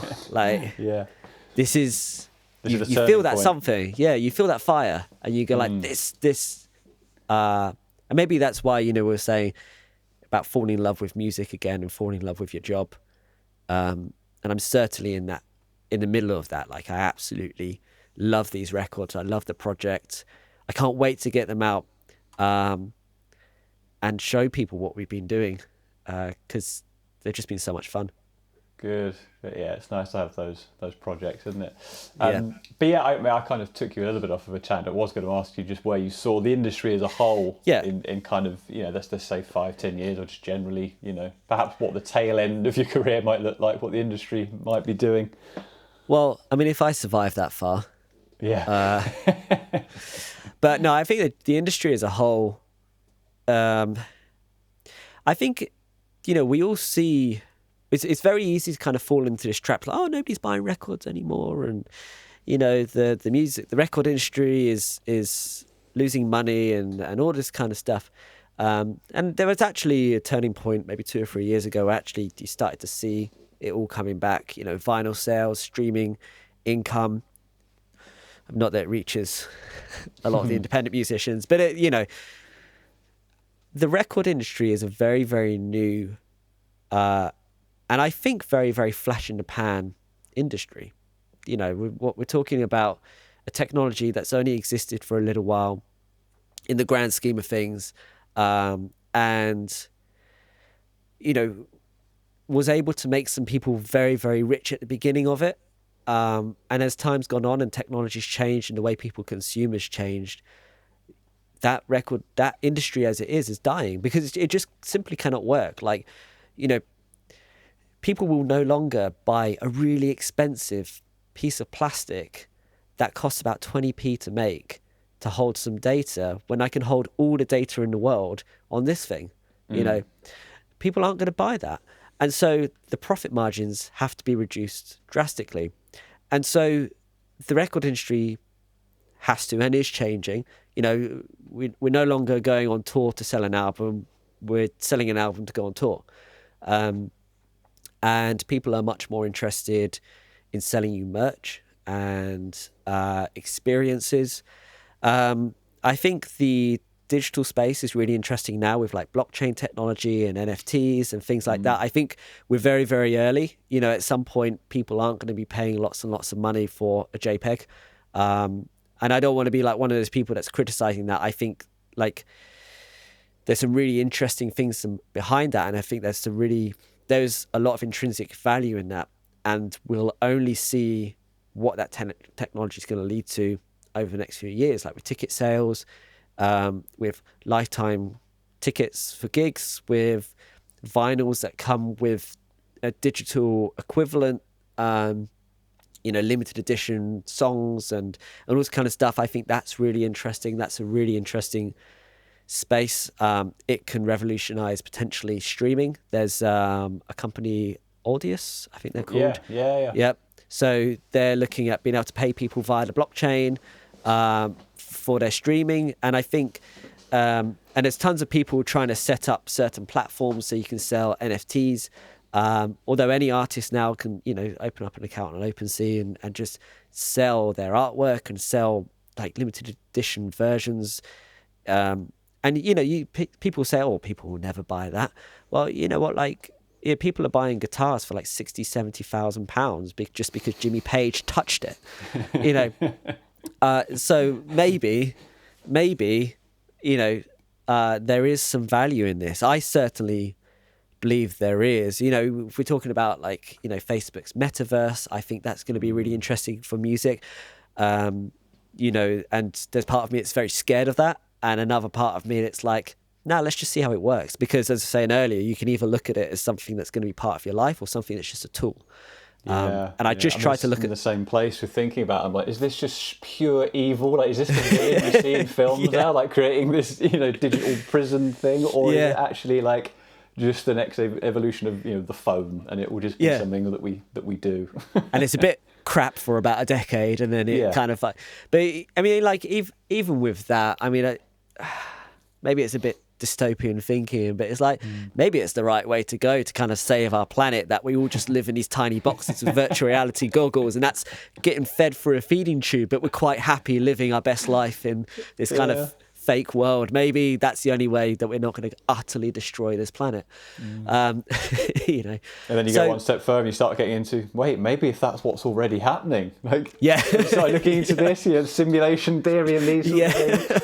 Oh god, what a head scratcher. It's horrible to think. No, so but so I think there's some really interesting things with that. I think in the near future, gigs are going to become much more important and more interesting, I hope. Okay. I think there's people have got to up their game with gigs. There's got to be a lot more theatre involved. You know, let's take it back to the 80s. You know, let's glam it up a bit. And I think, you know, live music's going to become a lot more interesting. Certainly, like, if you can take the virtual world and merge the two. You know, we're already talking about virtual gigs. Well, like, is there a way of doing this in a virtual world? And I know some people are kind of doing this. Like, I mean, you know, Second Life been doing it for years. But is there a way to kind of popularize that outside of, like, you know, that kind of very, I'm going to be very stereotypical, but outside of that kind of world of people who perhaps like to dress up in funny things. It's super niche right now, isn't it? Yeah. Like, But, you know, like any, I mean, we see it in music all the time. Like the biggest genres come out of that super niche. They're just kind of distilled and made kind of okay for everyone to consume.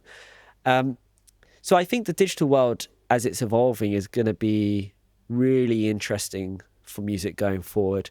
I mean, and hopefully guitars are coming back as well. So. Well, we can all wish for things. We can all dream. I think the bit that gets me, the interesting bit, I think, is in the is perhaps the change in, like, in ownership and royalties and this sort of thing, and you know, artists being able to, you know, via an NFT or something that looks like that, being able to sell, let's say, an album, and with it, you know, the smart contracts that say there's 49% of my royalties up for grabs within these, I don't know, 1,000 whatever NFTs. Yeah. And so it gives, you know, we're talking about sort of super fans, gives them a whole new way of being involved in an artist. Like, they have a financial incentive to, you know, buy an album and then tell their friends about it, because they have that, you know, they have a financial.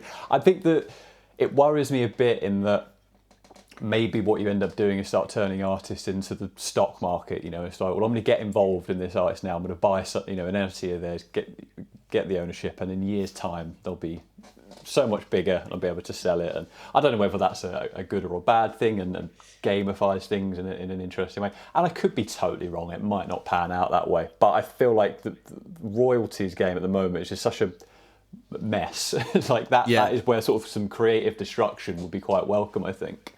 Yeah, I think so. And you know, people say, well, you know, that's not how we should be making music. Well, it's like Kickstarter's been doing it for years very successfully. The only difference is all you own at it after it is an album and maybe a thank you on the credit notes and, you know, a T-shirt that's going to fade after a few years.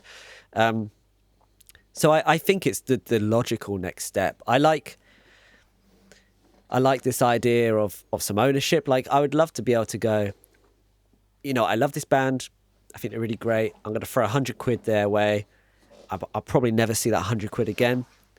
Or some like millionaire dude will go like, do you know what? They're really investable as an act. I'm going to buy into them. And then some other millionaire dudes like buy into them. And suddenly like that £100 is worth £1,000. I'm like, oh, that was nice. And then I can sell my royalties on. And, you know, it's only what the music industry has been doing for the last 34 years. Yeah. What's the difference? Like, why can't I do that on a much, much smaller level?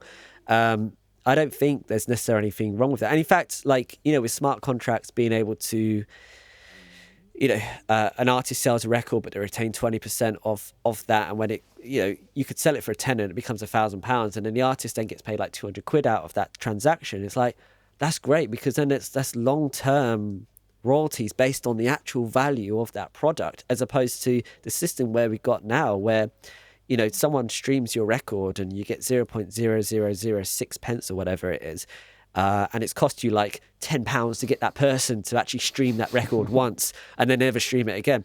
That's a very archaic system. And a system before that where, you know, bands were still paying for breakages when the world was like only selling digital music.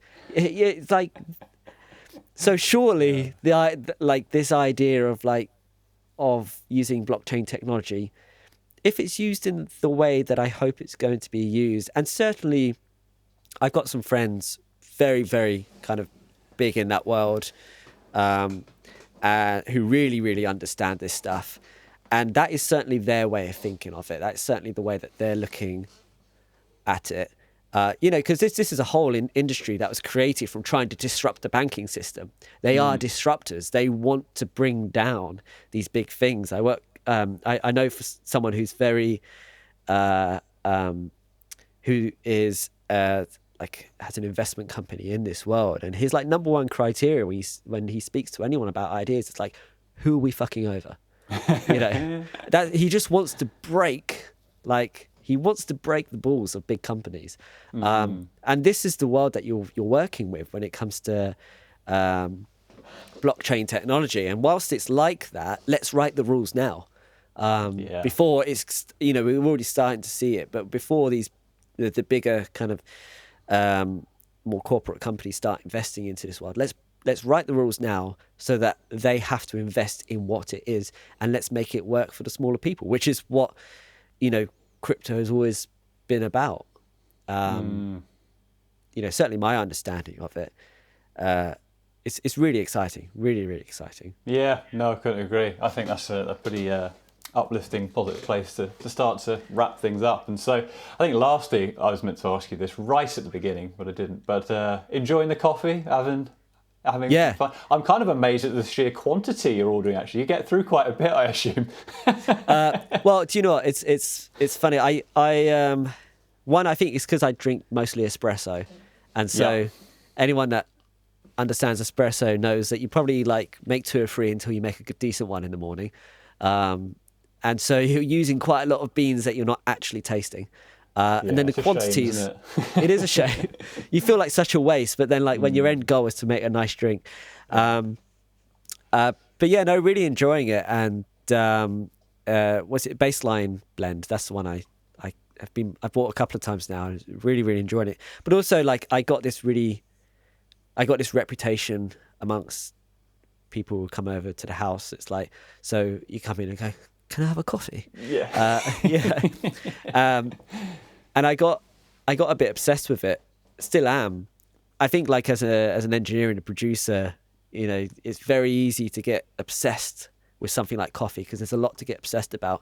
And especially if you go into the world of espresso making, because you kind of think, nice short, sharp drink, like that's easy. And then it's like, whoa, no, it's not. Like that is a whole other level. You know, you start watching James Hoffman and you know, buying books and experimenting with different blends.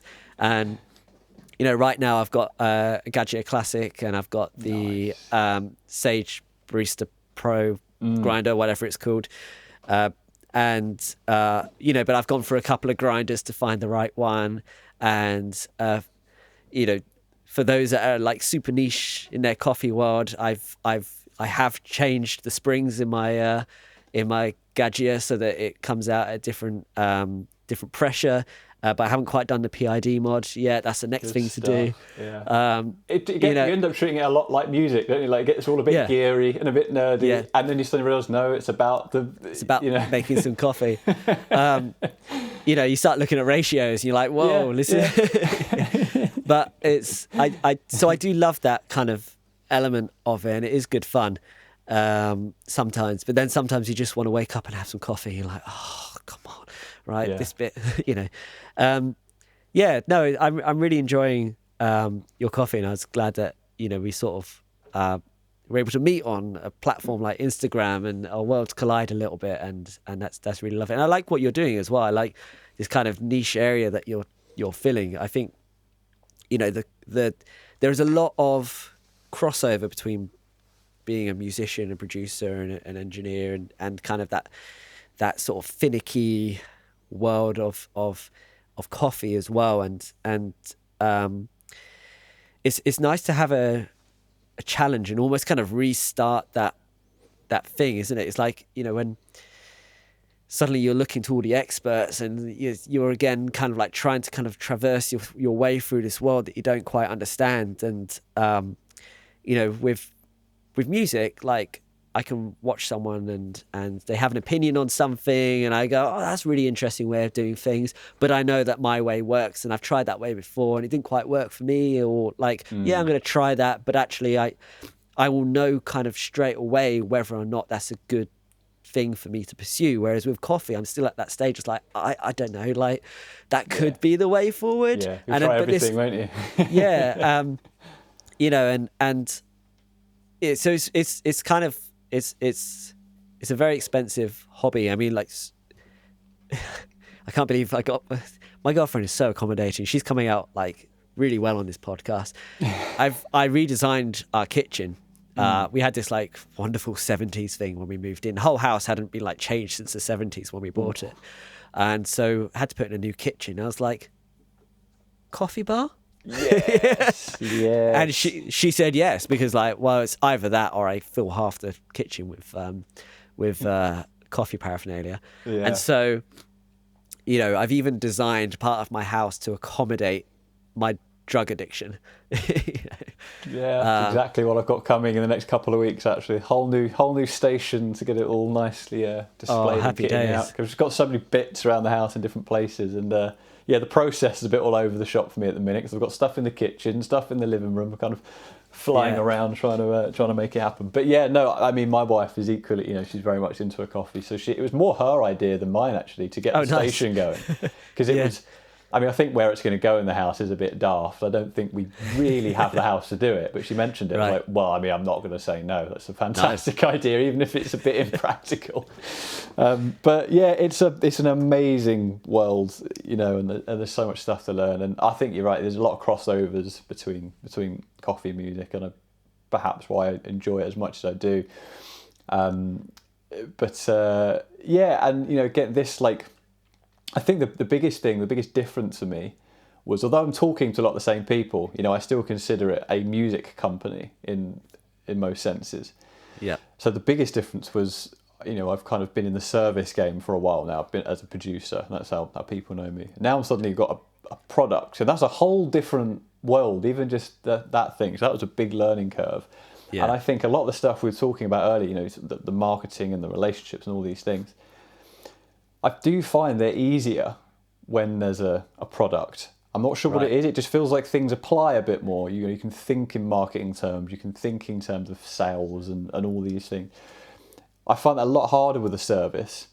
Yeah. I'm not sure what it is. It's something that's, probably perhaps it's because with a service, you're selling you. Yeah, that's tough. It is tough because you're selling you, in the back of your mind, you're kind of going, am I even good enough for this? Whereas with a product, you can go, well, I think it's good. You believe in it or you don't you? And then you can exactly. Conviction then. Yeah. Yeah, it's much harder to have that about yourself. And to be honest, I think that's the part of the journey I'm at right now, really getting comfortable with my strengths, weaknesses, what I can sell myself on. And I quite enjoy being aware of that part, and I can, work with that. So, dude.